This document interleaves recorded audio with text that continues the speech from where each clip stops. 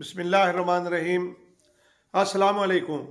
میں ہوں سید محمود بخاری، چیئرمین آل پاکستان کسان فاؤنڈیشن۔ اللہم صلی علی محمد و آل محمد۔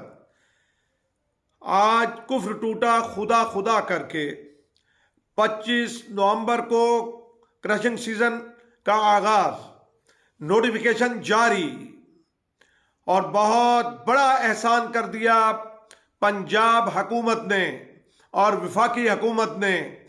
21 نومبر کے اجلاس کے اندر یہ فیصلہ ہوا، مگر قیمت وہی کی وہی رکھی گئی، 400 روپے کا نوٹیفیکیشن، جو کہ ہمیں ہرگز قبول نہیں ہے۔ میں حیران ہوں اس بات کے اوپر کہ جو شوگر مل مالکان ہیں انہوں نے اعلان کیا ہے کہ وہ 425 روپے جو ہے وہ گنے کا ریٹ دینا چاہتے ہیں، تو پھر آپ کو کیا اعتراض کہ آپ نے وہ نوٹیفیکیشن کیوں جاری نہیں کیا؟ اس کے اندر کیا راز پوشیدہ ہے؟ اور دوسری بات، میں گزارش کروں گا آرمی چیف سید عاصم منیر صاحب سے، محترم آپ نے گرین پاکستان کا انیشیٹو لیا جس پہ ہم آپ کے شکر گزار ہیں۔ آپ نے اس بات کو اہمیت دی کہ زراعت ہی واحد حل ہے۔ پاکستان کی جتنی معاشی جو مسائل ہیں اس کو زراعت سے ہی بہتر کیا جا سکتا ہے۔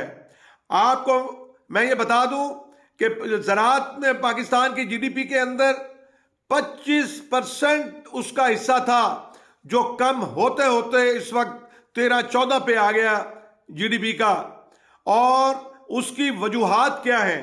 اور دوسری بات، میں آپ کا شکریہ ادا کرنا چاہتا ہوں کہ آپ نے اس طرف توجہ دے کے ڈالر کو مضبوط کیا، آپ نے سمگلنگ کو جو ہے وہ روکا، آپ نے جو گندم، کھاد، چینی، دیگر چیزیں جو تھیں وہ سمگل ہو رہی تھیں، مگر مجھے حیرانی اس بات کی ہوتی ہے کہ حضور آپ نے چند دنوں کے اندر اس کے اوپر کنٹرول حاصل کر لیا، تو اس سے پہلے جو لوگ تھے کیا ان کو بھی پوچھا جائے گا کہ آپ نے یہ ظلم کیوں اپنے ملک کے ساتھ روا رکھا؟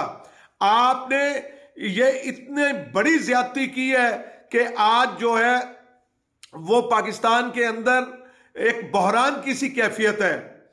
محترم عاصم منیر صاحب، میں آپ کے گوش گزار کرنا چاہتا ہوں، بہت سے مسائل ہیں کہ کیا کبھی آپ اس طرح سے کر پائیں، خدا کرے کہ آپ زراعت کو ترقی دینے کے لیے آپ چھوٹے لیول کے کسانوں سے مشاورت کریں، آپ ہر ضلع سے، پاکستان کے ہر ضلع سے جو ہے وہ کسانوں کی نمائندہ لوگوں کو آپ بلائیں اور بٹھائیں اور ان سے پوچھیں کہ ان کے درد کیا ہیں، ان کے دکھ کیا ہیں۔ حضور، جو آپ کے آس پاس بیٹھے لوگ ہیں جو مشورہ دینے والے ہیں، ان میں کچھ نام ایسے بھی ہیں جو کنفلکٹ آف انٹرسٹ کے اندر جو آتے ہیں، جو خود وہ صنعتوں کے مالک ہیں اور صنعت کے وزیر بھی وہی ہیں۔ مجھے بتائیے کہ وہ کب ایسی پالیسی بنائیں گے جس سے گراس روٹ لیول پہ جو ہے وہ فائدہ ہو؟ آج گنے کی ہی میں مثال دے دوں، کیونکہ کرنٹ ایشو ہے کہ گنے کی وقت کے اوپر شوگر مل نہ چلنے سے آپ کو پاکستان کو اتنا بڑا نقصان جو ہے وہ اٹھانا پڑ رہا ہے۔ اور ہمیشہ سے وہ جو کہا کہ میں لہو لہان تھا اور عدل کی میزان جھکی تھی جانب قاتل کے راج اس کا تھا، میں کہتا ہوں کہ شوگر مل جو مالکان ہیں وہ اتنے مضبوط ہیں کہ اس میٹنگ کے اندر انہوں نے یہ بات کہی تھی کہ نومبر کے آخری ہفتے میں ملیں چلیں گی۔ ہم چیختے رہے، چلاتے رہے، مگر ایسا ہی ہوا کہ عدل کی جو میزان ہے وہ انہی کی طرف جھکی۔ وہ جو 45 لاکھ ایکڑ کے اوپر پنجاب کے اندر جو گنا بیجا ہوا ہے اور لاکھوں کسانوں نے جو ہے وہ محنت کر کے اور اس کے اوپر اربوں روپے کی انویسٹمنٹ کی ہے، ان کا بھی تو کوئی والی وارث ہونا چاہیے۔ یہ ادارے جو ہیں وہ صرف ان کی غلامی کے لیے بنے ہیں۔ مجھے بہت افسوس سے کہنا پڑ رہا ہے کہ ابھی تک ہماری بات سنی نہیں جا رہی. میں یہ کہتا ہوں کہ دیر سے ملے چلانا مجرمانہ فیصلہ ہے اور ہمیشہ ایسے کرتے ہیں اور پھر اس کے جو مضر اثرات ہیں، نقصانات ہیں، وہ بعد میں پاکستانی اٹھاتے ہیں. اور اس کے بعد آپ گندم کو دیکھ لیں کہ گندم بھی جو ہے وہ اس کی بجائی میں بہت فرق پڑے گا، کیونکہ اگر یہی ملے 1 نومبر کو چل جاتی یا 10 نومبر کو چل جاتی. ہم نے سیکٹری خوراک سے یہ درخواست کی تھی اس وقت، مگر انہوں نے ہماری نہیں سنی. تو مسائل بہت سے ہیں.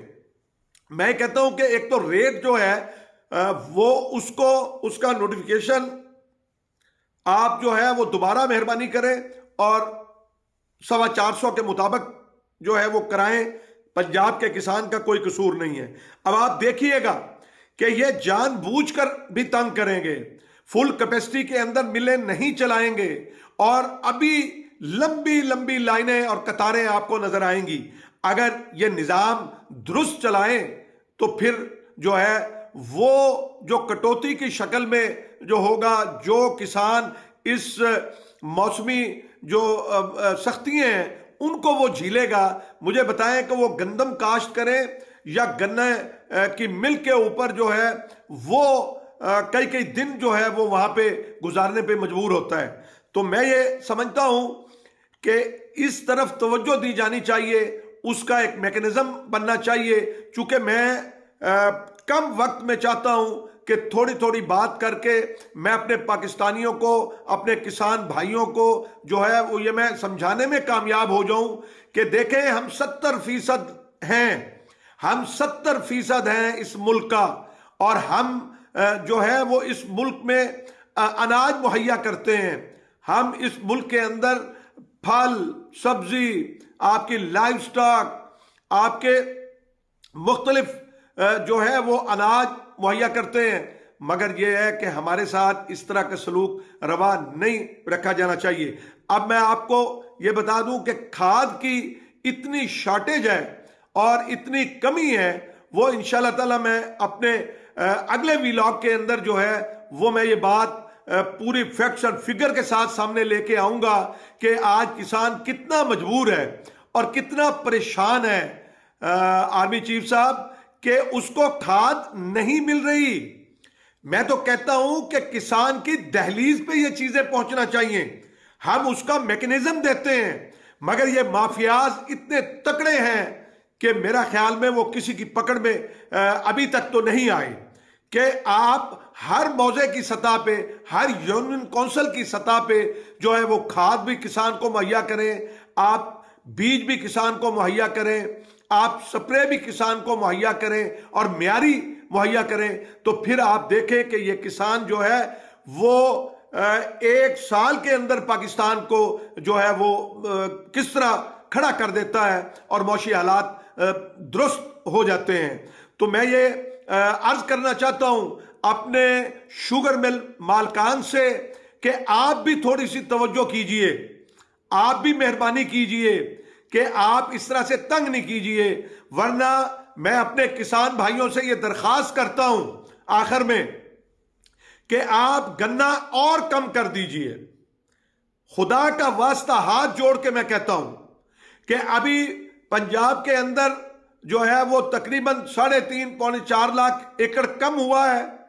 اسے مزید اتنا کم کیجئے، اتنا کم کیجئے کہ یہ خود ہماری آ کے منت کریں کہ ہم سال بھر محنت کرتے ہیں، جدوجہد کرتے ہیں ہم جو ہے، اور پھر بعد میں ہم ایک جو فقیروں کی طرح ان کی ملوں میں جا کے ہم ذلیل اور خوار اور رسوا جو ہے ہوتے ہیں کہ کوئی ادارہ ہماری سننے والا نہیں ہے کہ بھئی وہ ان کے خلاف بھی کوئی کارروائی کرے. تو میں انہی الفاظ کے ساتھ انشاءاللہ تعالی میں اب جلدی آپ کے ساتھ جو ہے وہ بات کیا کروں گا اور اس طرح مختصر بات کروں گا تاکہ یہ کہ اپنے جتنے بھی ہمارے مسائل ہیں، کھاد کے متعلق ہے، بجلی کے متعلق ہے، ڈیزل کے متعلق ہے، پیسٹی سائیڈ کے متعلق ہے، سیڈ کے حوالے سے ہے، مارکیٹنگ کا نظام ہے اور آپ کی جو دیگر چیزیں ہیں جو کسانوں کو پریشانیاں ہوتی ہیں، جس طرح کاٹن نے کسان کو برباد کیا، اس طرح بہت سی چیزیں جو ہے وہ منظر عام پہ لے کے آئیں گے کہ جناب جب سے یہ کراپ پولیٹیکل ہوئی ہیں اور یہ سیاسی لوگوں کے ہاتھوں میں آئی ہیں، تو اس وقت سے جو ہے وہ کسان تباہی اور بربادی کا منظر بن رہا ہے۔